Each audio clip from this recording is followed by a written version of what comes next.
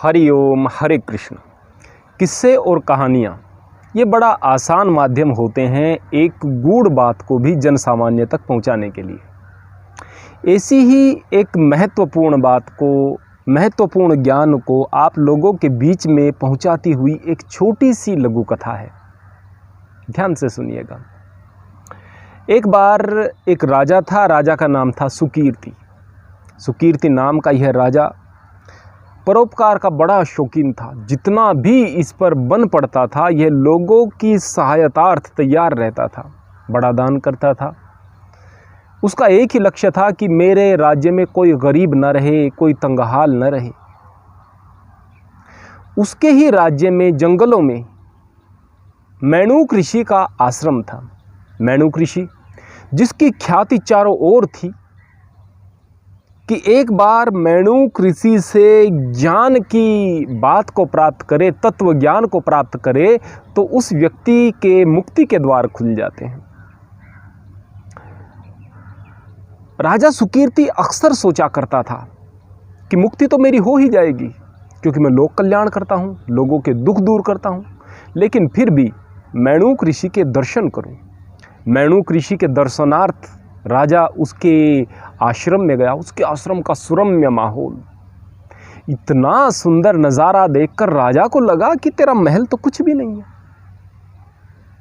क्यों ना मैं अपने राजपाट को छोड़ करके मेणुक ऋषि का शिष्य हो जाऊं। उसने ऋषिवर से जाकर के प्रार्थना की, महाराज मैं आपके पास गूढ़ ज्ञान के लिए आया हूं और मुझे जल्दी जल्दी गूढ़ ज्ञान चाहिए, क्योंकि मुक्ति के लिए तो मैंने पहले से ही पुरुषार्थ किया हुआ है। मैंने इतने सारे लोगों के दुख दूर कर दिए हैं कि मुक्ति तो मेरी हो जाएगी, लेकिन फिर भी मैं चाहता हूं कि मुझे ज्ञान हो, इसके लिए मैं आपकी शरण में आया हूं। ऋषि ने पहचान लिया कि राजा दिल से बड़ा अच्छा है, लेकिन अभी अपने दान का अहंकार, अपने धन का अहंकार इसके मन में है। ऋषि ने कहा कि अभी तुम इस योग्य नहीं हुए हो कि यहाँ पर आकर मेरे शिष्य बन जाओ। राजा ने बड़ा अनुनय विनय किया कि मैं तो आपसे कुछ गूढ़ ज्ञान चाहता हूँ। ऋषि ने कहा कि यदि ऐसी ही बात है तो एक काम करना, मैं सुबह के समय अपने आश्रम से थोड़ी सी दूरी पर पैदल की यात्रा करके महादेव मंदिर तक पहुंचता हूं, जो कि नदी के किनारे पर बना हुआ है।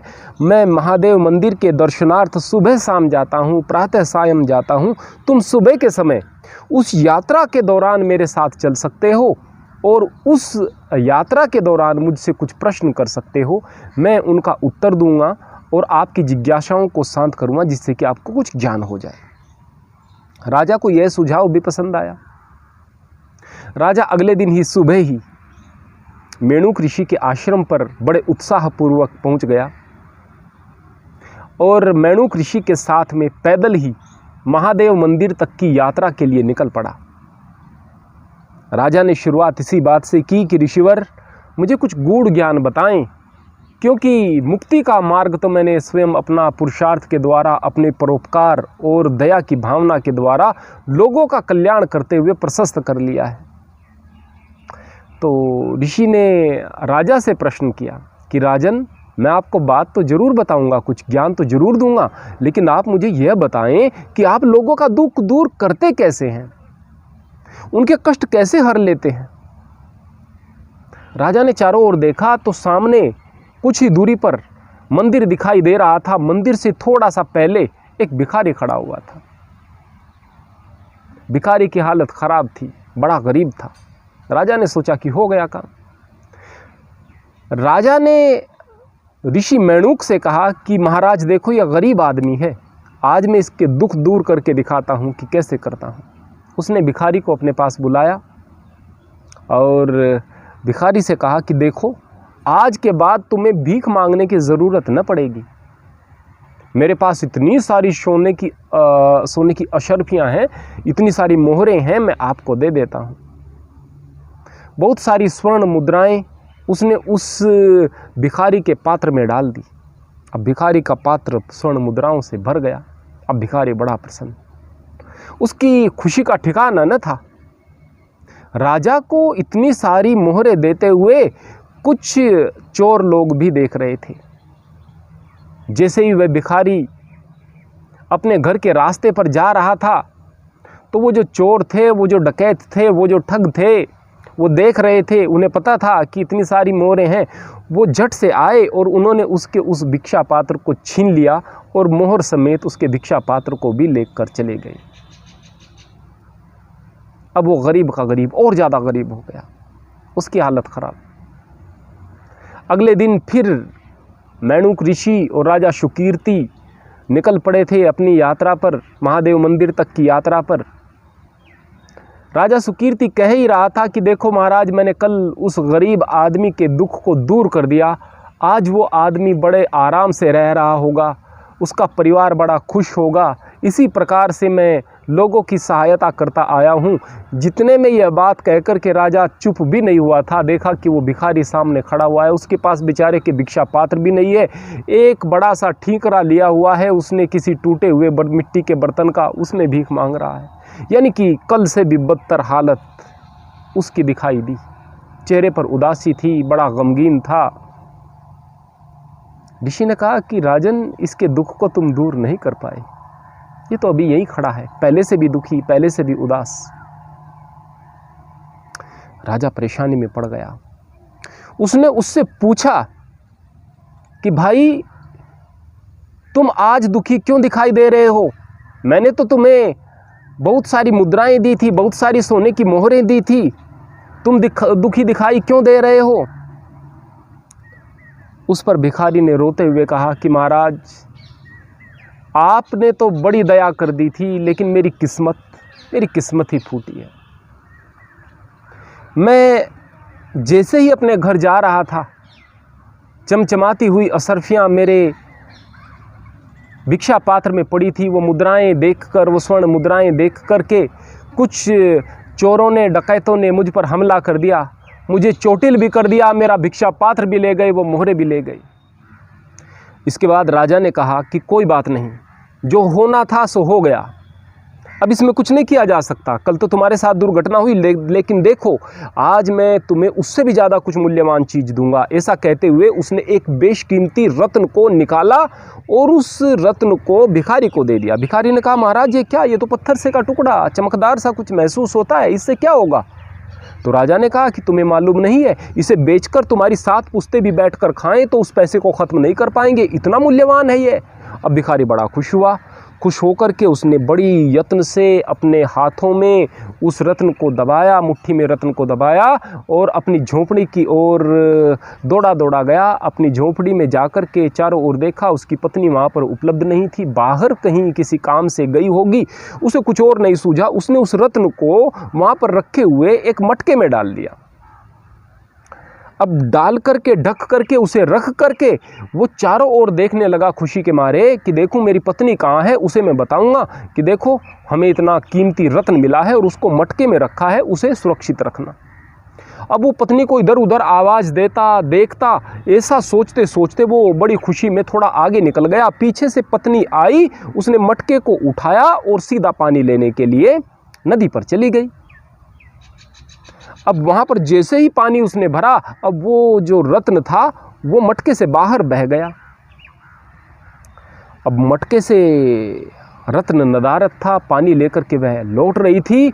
इतने में आकर के देखा उस भिखारी ने कि घर पर वो मटका नहीं है। उसके दिमाग में आया कि ज़रूर मेरी पत्नी उसे ले गई है। अब वो दौड़ा गया, आधे रास्ते में ही जाकर के उससे अपनी पत्नी से कहने लगा कि देखो तुमने कितनी बड़ी गलती कर दी, इसमें तो रत्न था। पत्नी ने कहा कि मुझे क्या मालूम कि इसमें रत्न था। अब वो दौड़ा नदी पर जाता है, चारों ओर ढूंढता है, वो रत्न उसे नहीं मिलता। अब वो बड़ा परेशान था, वो रो रहा था। उसने सोचा कि हमारी किस्मत को नहीं बदला जा सकता था। पत्नी भी यही कह रही थी कि हमारी किस्मत को नहीं बदला जा सकता, हमारी किस्मत में दुख है तो इसे राजा कहाँ बदल देगा। अब वो अगले दिन सुबह वहीं पर भीख मांगने के लिए मंदिर के सामने खड़ा था। 2 दिन से उसने कुछ खाया भी नहीं था। उसके जो भीख मांगने का काम था वो भी अस्त व्यस्त हो गया था इस चक्कर में। भिक्षा पात्र भी उसके पास नहीं था। आज वो ऐसे दिखाई दे रहा था जैसे कि वो मरने वाला हो। उधर से राजा सुकीर्ति कहते हुए आ रहा था कि देखो महाराज, आज दूसरे दिन तो निश्चित रूप से उसके दुखों का अंत मैंने कर दिया और वो बड़ा खुश होगा। वो भिखारी अब दोबारा भीख नहीं मांगेगा, उसके बच्चे भी नहीं मांगेंगे। देखें कि भिखारी तो सामने खड़ा है, उसकी हालत तो ऐसी हो रही है कि अब मरे तो कल मरे। वो रो रहा है, वो चिल्ला रहा है, कोई रक्षा करो, कोई बचाओ, मैं मरने वाला हूँ, मेरा परिवार भूखा मर रहा है। आज न उसके पास भिक्षा पात्र था, न किसी ने उसको भिक्षा दी। उसकी हालत बड़ी दयनीय थी। ऋषि बोले, देखो महाराज, ये वही भिखारी है या कुछ पहचानने में भूल हो रही है? बोले, महाराज भिखारी तो यही है गुरुदेव ये, लेकिन मेरी समझ में नहीं आया क्या हुआ है। राजा ने उस भिखारी से पूछा। भिखारी ने वो सारी की सारी बात राजा को बताई। राजा बड़ा परेशान था, सोच रहा था ये हो क्या रहा है। इससे पहले कि राजा कुछ सहायता करता, ऋषि ने एक आना निकाल करके उसको दे दिया। उसने कहा कि देखो भाई, हमारे पास इस वक्त इतना ही है, आगे देखना, जो भी तुम कर पाओ, जो भी मालिक तुम्हारी सहायता करे। इतना कह करके ऋषि राजा को लेकर के आगे बढ़ चले और जा कर के महादेव की पूजा में संलग्न हो गए। भिखारी यह सोचता हुआ जा रहा था कि इससे क्या होगा एक आने से, न मेरे परिवार का पेट भरेगा, न मेरा पेट भरेगा, क्या होगा, क्या कर पाऊंगा। आज निश्चित रूप से मरने वाली स्थिति आ गई है। इतने में देखता है कि नदी से एक मछुआरे ने जाल में मछली पकड़ी हुई है, एक ही मछली उसके जाल में फंसी हुई है। उसने उस मछुआरे से पूछा कि भाई ये मछली तड़प रही है। उसने कहा कि मैं तो पकड़ता हूँ मछली, मेरा तो काम है। कि भाई इसे छोड़ दो। कि मैं क्यों छोड़ दूँ? कि अगर मैं इसको ख़रीद लूँ, कि तुम्हारी तो हालत ख़राब है, तुम कैसे खरीदोगे? कि मेरे पास एक आना है, इतने में दोगे? उस मछुआरे ने कहा कि यद्यपि मैं इसको एक आने से ज़्यादा में देता, लेकिन एक आने में मैं तुम्हें दे दूँगा, ले जाओ इसको। उसने तुरंत उस मछली को पकड़ा और तेज़ी से उसको लेकर के नदी की तरफ चलने लगा कि इसको नदी में छोड़ दूंगा और इसकी तो कम से कम प्राण रक्षा हो जाएगी, हमें तो भूखों मरना ही है। वो जो मछली तड़प रही थी, उस तड़पन में उसके मुंह से एक रत्न निकला। वास्तव में वो वही रत्न था जो कि उस भिखारी ने घड़े में रखा था और वहाँ से पानी में बह गया था और उसको फिर उस मछली ने निगल लिया था। अब जैसे ही वो रत्न निकला तो भिखारी चिल्लाया, मिल गया, मिल गया, मिल गया। उधर से कोतवाल गुजर रहा था, उस नगर का कोतवाल गुजर रहा था, अपने साथियों सहित, सिपाहियों सहित गुजर रहा था। और सामने से वो डकैत भी गुजर रहे थे जिन्होंने उन मोहरों को, उन अशरफियों को लूटा था। अब जैसे ही मिल गया उसने चिल्लाया, तो उन चोरों ने सोचा कि इस भिखारी ने हमें पहचान लिया है, जिससे हमने इसका भिक्षा पात्र और वो मोहरे जो थी वो लूटी थी। वो तुरंत जाकर उसके पैरों में पड़ गए, हमें क्षमा कर दो, हमें माफ़ कर दो, हमें इन कोतवाल साहब से और सिपाहियों से बचा लेना, इनके हवाले मत करना और हम तुम्हारी ये मोहरे दे देते हैं। झट से उन्होंने उसकी मोहरे वापस कर दी। अब उसके पास लाल भी था, वो जो रत्न है वो भी था और वो मोहरे भी थी। अब वो बड़ा खुश था, बहुत खुश था। अब वह अपने घर गया, अपनी पत्नी से सारी की सारी बातें बताई। उसकी पत्नी भी बड़ी खुश। अब वो योजना बना रहे थे, हम अच्छा घर बनाएंगे, अच्छी प्रकार से रहेंगे। पत्नी ने कहा कि एक बार राजा का धन्यवाद तो करो जा करके, जिन्होंने इतनी बड़ी सहायता की थी। अब अगले दिन वो भिखारी वहीं पर खड़ा हुआ मिला। राजा आज नहीं कह रहा था कि मैंने किसी की सहायता कर दी, राजा आज नहीं कह रहा था कि मैंने किसी के दुखों का हरण कर लिया, लेकिन सामने भिखारी नहीं दिखाई दे रहा था। उसका पेट भरा हुआ था, चेहरे पर चमक थी, अच्छे कपड़े पहने हुए थे। दूर से ही देखकर लग रहा था कि ये बड़ा खुश है।